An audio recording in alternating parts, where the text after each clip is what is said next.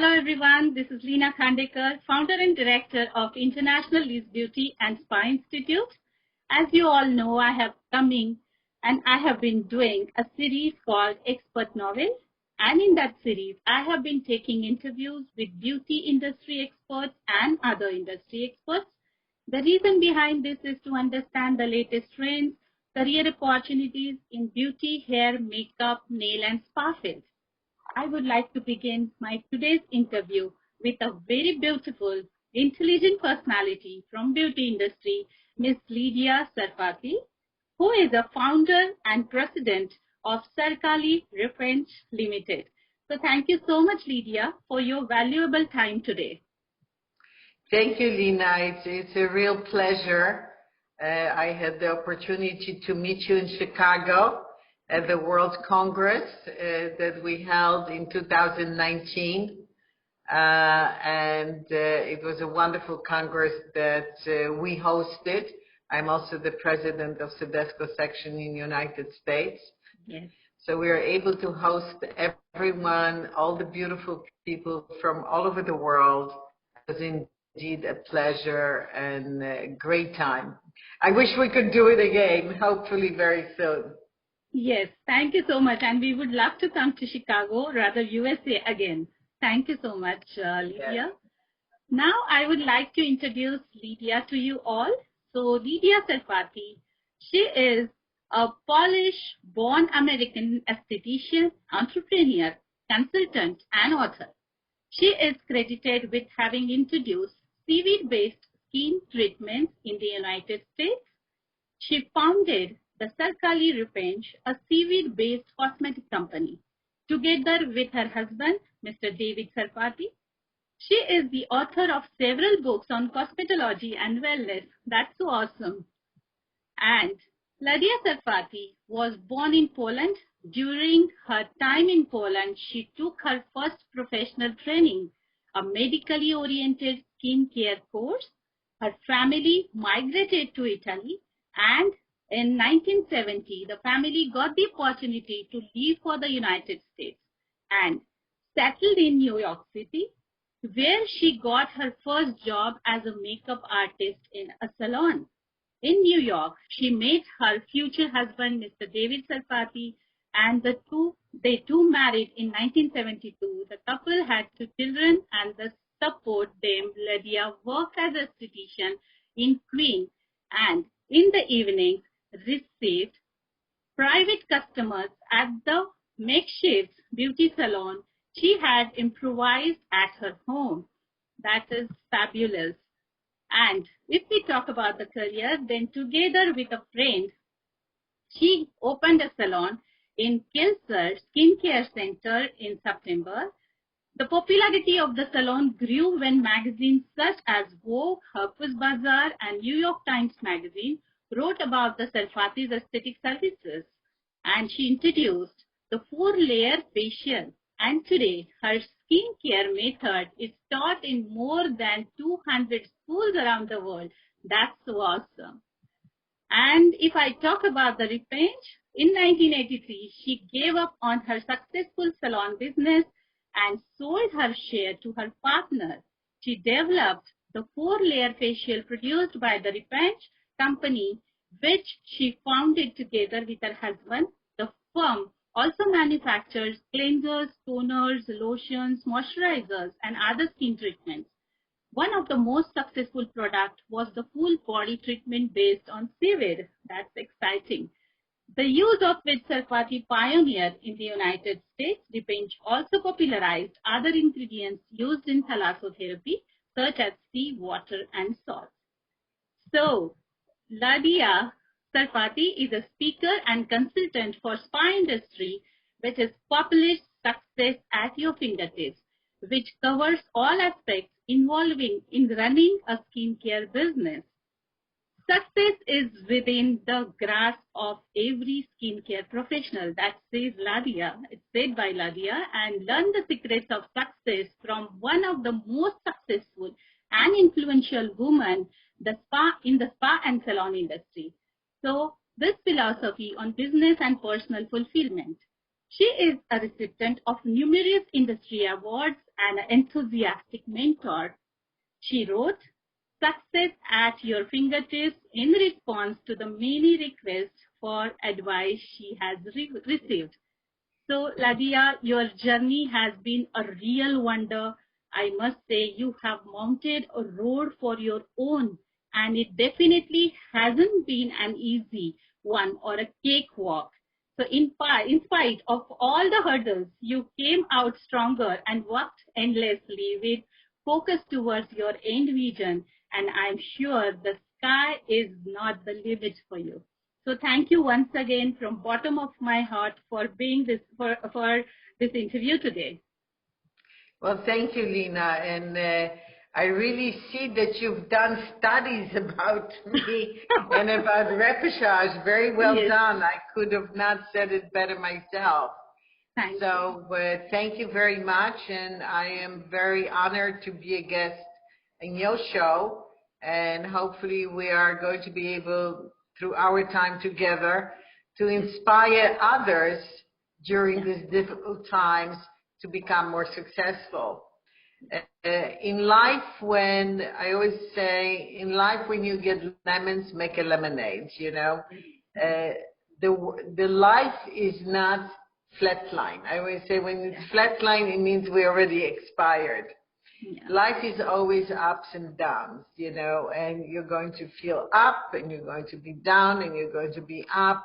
But how you react to things, how you look at things is what's going to help you to go through the highs and through the lows, because it's very important. We have to be able to understand that life is not always very easy. Yes. And if someone tells you, oh, it's a piece of cake, they're lying. Yeah, that's not true. So Right. everyone has challenges, and we have seen that through when I was reading about you, when I have gone through your profile, I could realize it that everything is not so easy, because we always say, it's a say that a coin has two sides. So we always say grass is always green on the other side. So we really have to see the another side of it. So Right. thank you once again, Lydia. I would like to start with my first question. You have over 40 years of experience, which is incredible. So I really would like to know more about your journey. How did you start and have reached to this position today? Because when I was going through your profile, I could talk about, like, you know, in the introduction, I could talk a few things about this, but I really would like to know from you. So Right. kindly. So I think, you know, when I look at my journey and how I started, again, you know, we were forced to leave Poland in 1969 due to political reasons. You know, I almost feel like, you know, 60 years later or 50 years later, we are again in some kind of a political upheaval here in the United States. But we were forced to leave due to the lack of religious freedom at the time. And, you know, when you become a refugee overnight, when you come from very comfortable living into like, oh, you know, what are you going to do next? You're ending up with 6 pieces of luggage, my parents and I, and you have no idea where you're going because you don't have the destination. You know, you don't really know where you're going to end up. So this creates a certain element of strength. It gives you the strength to overcome adversaries. And when I look at the way my life was before 69, the way my life was after 69, and when I have actually made a decision that I will never look back, that I'm going to just go forward. We definitely have to learn from history. We have to definitely learn from the past, but we also have to focus on today. and dream of the future. And when you're able to do that, you will be successful. When I finally arrived to the United States as a refugee, we were stateless. I've decided to make a difference in my life, in my parents' life. And by the way, repechage means second chance. Did you know that? Yes, yes. The second chance, you know, for my life. But before I even had repechage, like you have said earlier, I started working as a beautician in a very nice boutique on Madison Avenue, where I would mix creams, custom blend, powders, you know, something that people think it's, wow, it's today. No, I did it in early 70s, you know. There was a big movement in early 70s towards biological products, towards natural products.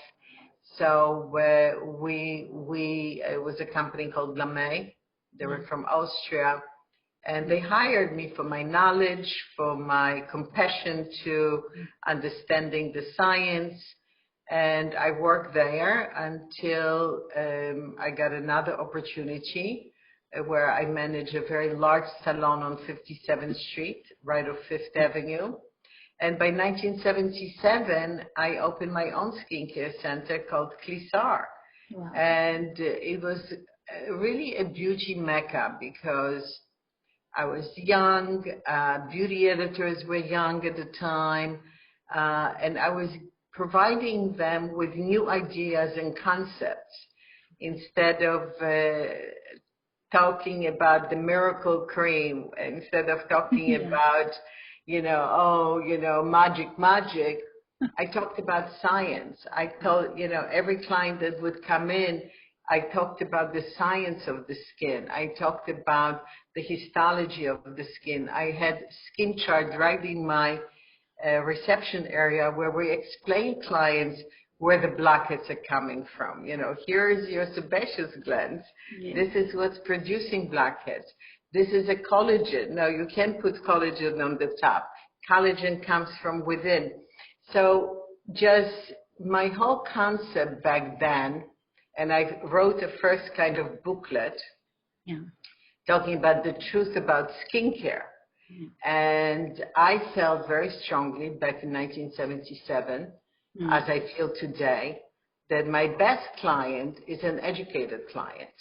So I felt if I can educate my clients on the histology of the skin, of what it means transepidermal water loss, what it means skin dehydration, how does the pustule happen, what is the life of the zit. And when you put this effort into educating your client, that client is going to come back to you because you become their expert. So in a very short period of time, I opened September 77. By January 78, Vogue magazine have named me the best esthetician in the United States. And as I say, the rest is history. You know, we were very, very busy, but we never, ever, and I think that first year we did over 22,000 facial treatments. So this has never really faded. You know, my commitment to education is as strong as it was, as it is today, and as it's going to continue. You know, when we say this moisturizer, for example, the Hydra Dew Pure Moisturizer, will help you with retaining the transepidermal water loss, provide you with anti-wrinkle benefits, we just don't say it. We test it. We have clinical independent studies. We explain why and a how and a what. And I think if you can do that for the clients, you will never miss clients, even during difficult times. Clients will come because they will trust you over somebody else. That's lovely. That's excellent. And it's incredible. Means, you know, this is extremely inspirational and motivating to hear and thank you for enlightening us with your journey and making us believe that nothing is impossible if strived for with So whole heart and determination. So Yes.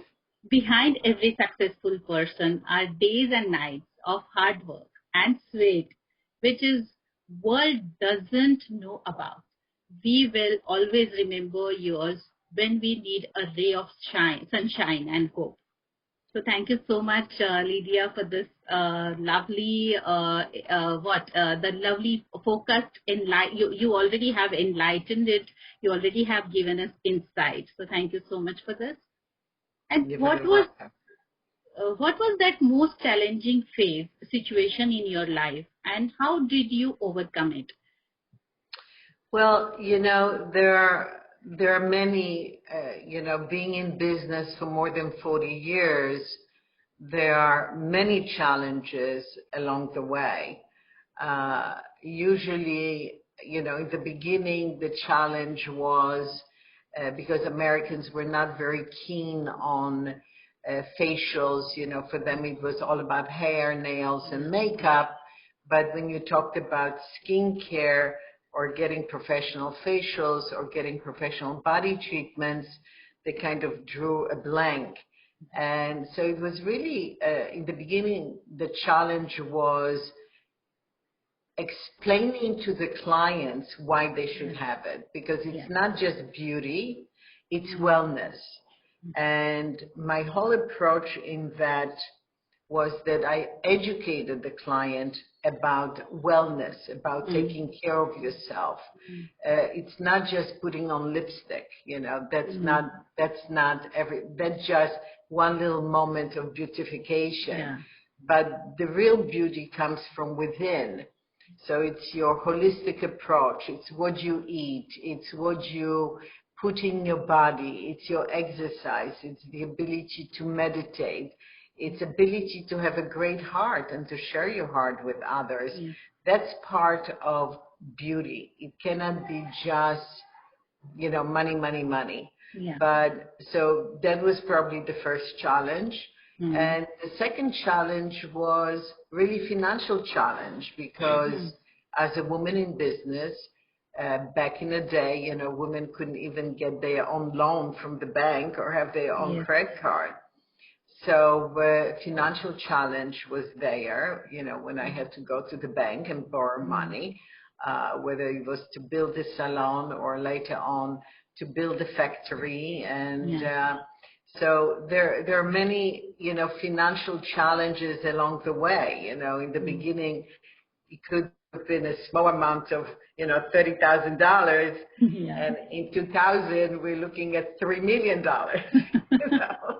So you have to really be able to plan very well. You have to have proper strategy. And you have to be able to have strategic growth. In 1996, I decided to be the first skincare company to actually offer my skincare products to U.S. distributors. And in a short period of time, I had gained over 28 full-service distributors that have never distributed skincare products.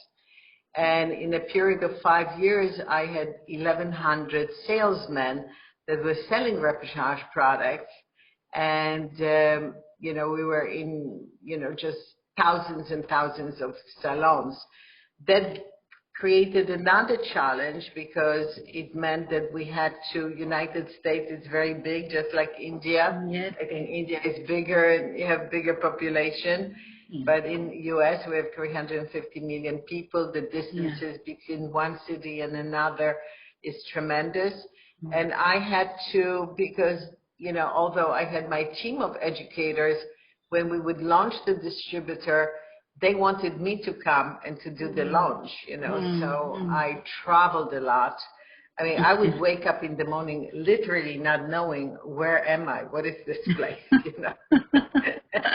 It was like, pinch me, where, looking around the room and really not knowing where I am this morning. So it's been very challenging as well, because don't forget, I'm a mother. I had 2 girls, and, kind of snap it and do it all. it really took a lot of proper prior planning. I couldn't have done what I have done without planning. I wrote everything down.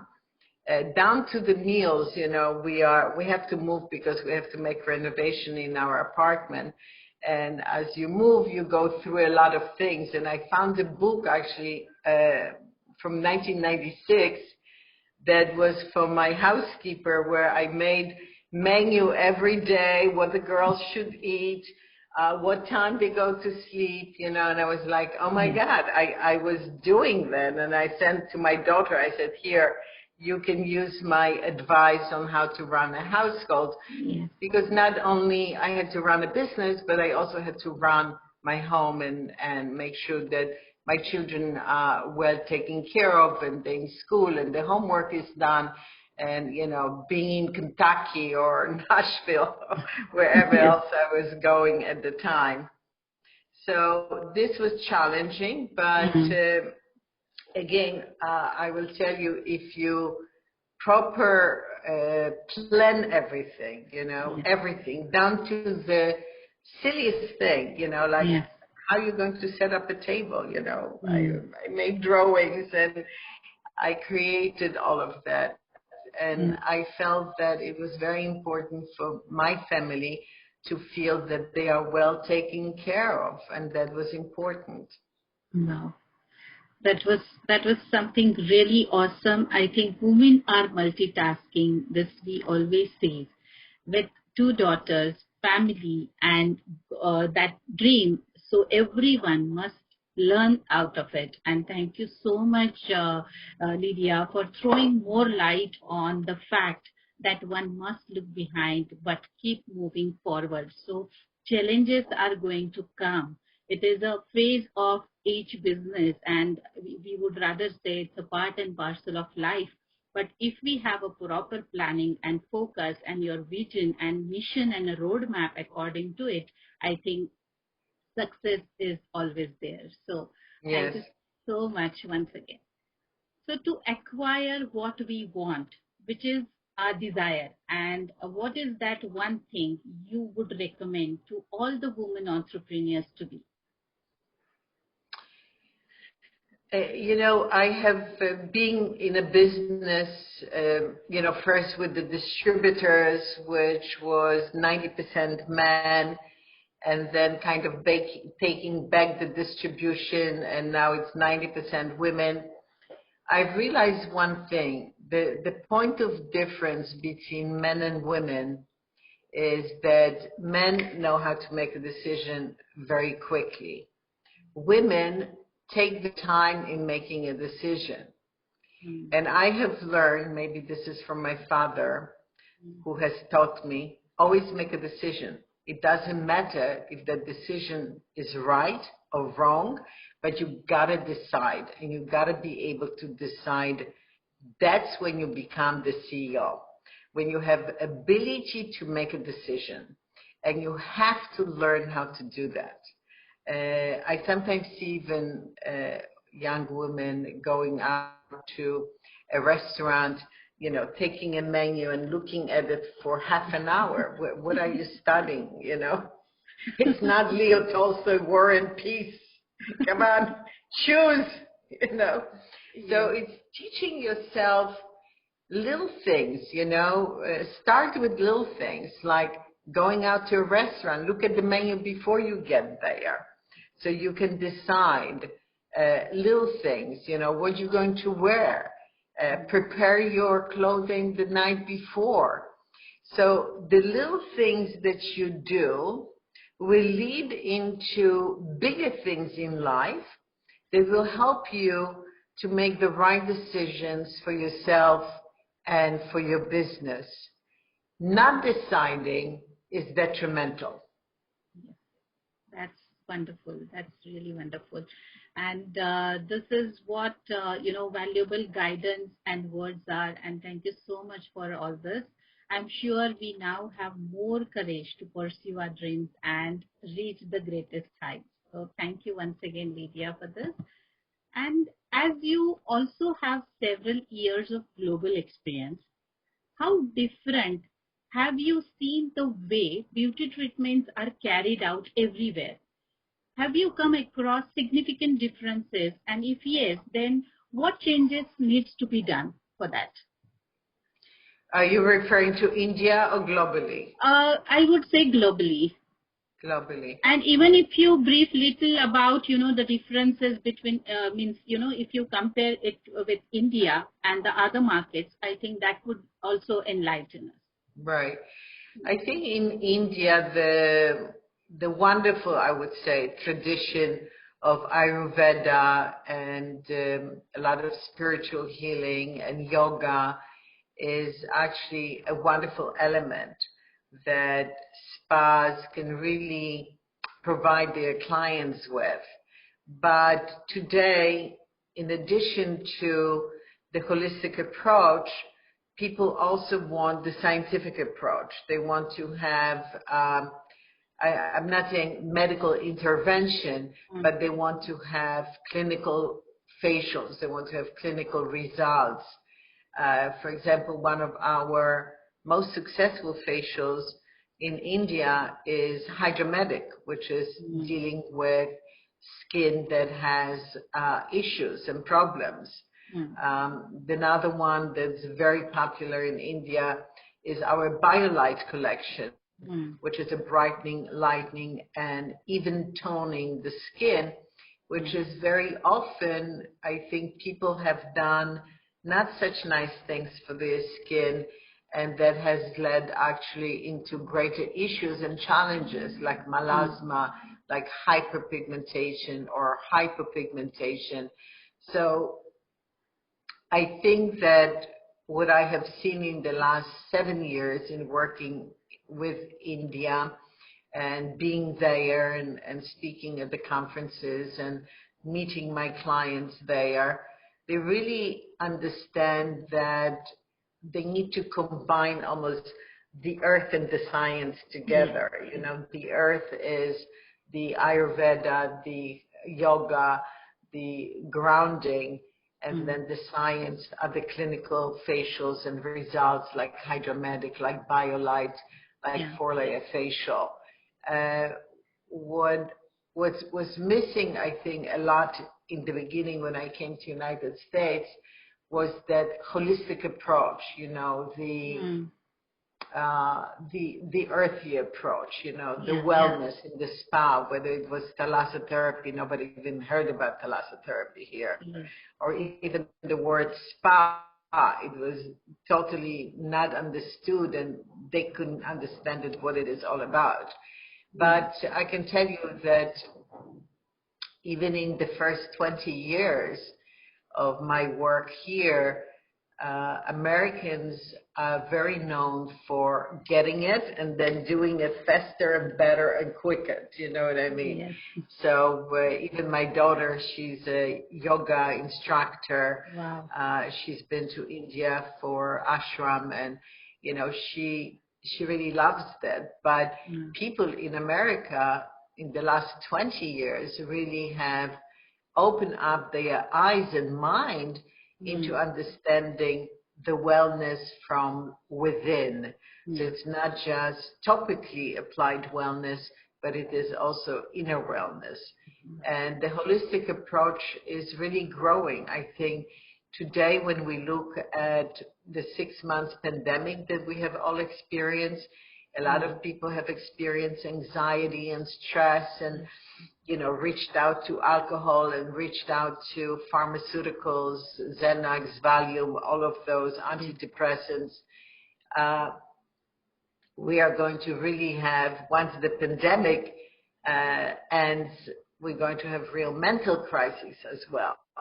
So I think that it will be very important to create a wellness, real holistic approach to beauty if you already have not done so, whether it is through meditation, whether it is through infusions, whether it is by counseling or better nutrition. I think the movement in the next 10 years will be holistic, will be about wellness, and it will be about creating that balance in life.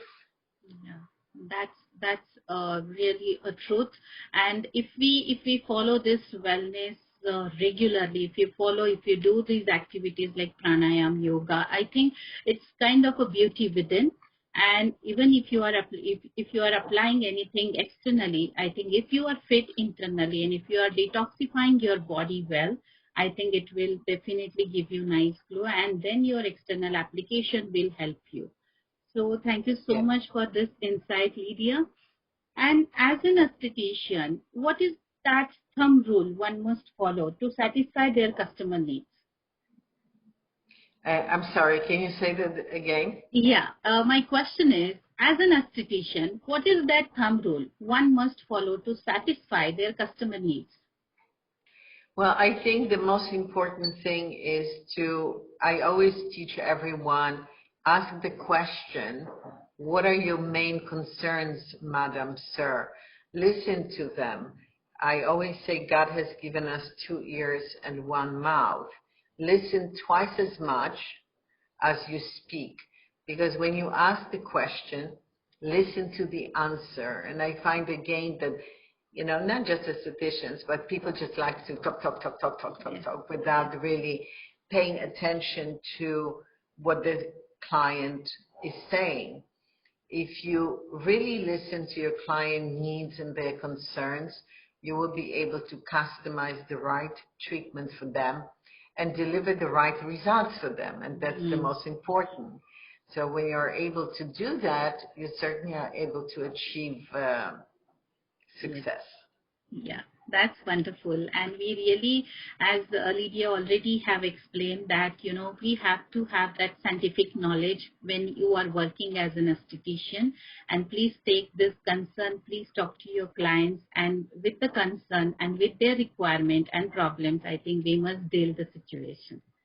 So thank you so much. Thank you, Lydia. So you have been working with CIDESCO since many years now. It would be really nice if you can share your experience being an eminent member of CIDESCO and being the president of the USA section. Yes. So for those perhaps viewers or participants, CIDESCO is the world organization for really, if you think of CIDESCO, think like your master degree in aesthetics.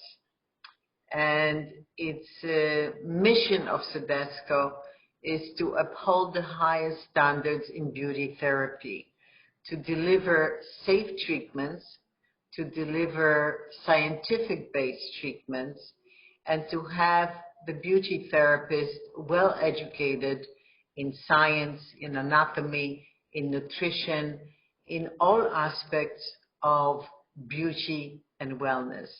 The organization started in Europe, in Belgium, 73 years ago, and today the headquarters of CIDESCO are in Zurich, in Switzerland, and we have over 40 country members worldwide. And not only CIDESCO provides wonderful education at the school level, but now we have the opportunity, for example, Leena will have the opportunity to offer spa management course by CIDESCO.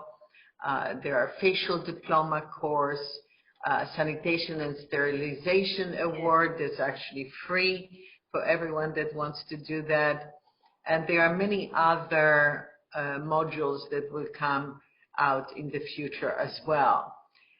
We have salon certification program, so it will be very important from the consumer perspective that you feel safe going into a salon that's CIDESCO certified, because they have to oblige by certain rules and regulations, and especially focus on sanitation and sterilization. And I think during pandemic, or not even pandemic, we talk about how many people die from flu and all other kind of diseases. So sanitation and sterilization always should be on the forefront of every professional, because that will protect you and will protect your clients as well. So CIDESCO is a wonderful organization. I've been a president for the past 16 years. Wow. And every year I say, okay, this is it. I keep on staying, they keep on asking me to stay on. It's my passion. It's my desire to really help the industry to uphold the highest standards in education and in service. Thank you. Thank you so much for this most important information, Lydia. My another question to you is, what are some of the challenges you think the next generation will face, or the coming generation will face? Right. I think many challenges, and I have 4 grandchildren, and my oldest grandson is 16, and my youngest one is 6. And what I see, and I still don't have my exact opinion about it, but what I see is that this generation will be challenged because they are so intertwined in that whole social media activity. Whether it is or good or bad, the verdict is still not here. I just know that the young people don't read as much. They not engage as much in communication with each other. They don't communicate. Everything is, on the phone, and they live with the phone. They go to sleep with the phone. They wake up with the phone. Everything is posted on the phone. So I don't see. I even see sometimes a family out in the restaurant, and the first thing they do is they take their phones out, and they're sitting 4 of them at the table. Instead of communicating to each other, they're on the phone. What is there that's more important than what's in the front of you? So I think that the challenge, as I have said, the verdict is not out yet, but I'm looking the way I grew up, the way my children grew up, is very different than the way my grandchildren are growing up. My children read, my children went to swim, my children went to museums, and they took art classes and dance classes, and they stayed engaged in play dates with their friends. And I don't see that happening now. I really see less and less, and I really see a society that's more lonely as a result, and a bit more depressed, I can see that. Yeah, that's true. And no easy roads leads us to greater heights, and no easy tides. So make a good surfer. So thank you for laying down your thoughts and guidance for the generation next. So my another question to you is this transformation to new normal in education, new paradigm of education. Will this virtual education system work well for the beauty field, and can the system education change the course of the world for better? Again, I think that we got lemons, we made lemonade. So the virtual education has provided us with the ability of staying in touch with our clients, with our students. It's better than nothing. I think that, is it the end all and this is the best way to go? No, but I think maybe even in the future, some theory and some science can be done virtually, online, with a live teacher, of course, and then to have them in-house for the practical part. So I think a combination of both is the way to go, but at the same time, we have to be aware that it's not always possible. And especially in India, when you have some remote areas that it's difficult to travel to, well, instead of having nothing, you get something, and that something is the virtual education. So I believe virtual education is here to stay. Yeah, that's nice. And that's, I think, that could be the future. And as you rightly Yes. mentioned, we can have theory session online, and probably for the practical, we can assemble together. So, Right. all right. So, due to COVID, every country is facing a lot of financial challenges. GDP is rapidly declining. So, what would you like to suggest specifically for beauty industry to keep growing in the upcoming years? Yes. I think that as beauty therapists, we always were inclined to make money through our hard work, through providing service. But I now say work smart, not hard. So turn that ability into retail, art of recommendation. Your clients are continuing to buy products. We know it because there is a mental data that shows that consumers continue to spend money on skincare products.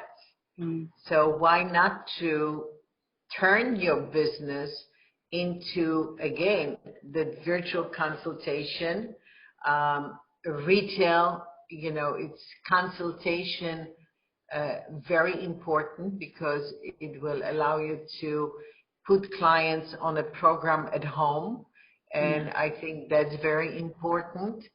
So I see the future not in black, I see the future in pink, because I do believe that you have the opportunity now to actually retail more, sell more, provide the programs for the client, create at-home wellness programs, sell it as little kits for your clients. They want that, they stressed out. They are looking for someone to tell them, do this and do this and do that, okay? So turn your business more into retail business right now. Yeah, that's lovely. As nothing is permanent, we hope even for the current situation to not be, and for better days to come. So thank you, Lydia, for your valuable time and consideration. This will be a words of wisdom and hope for time to come. Thank you so much.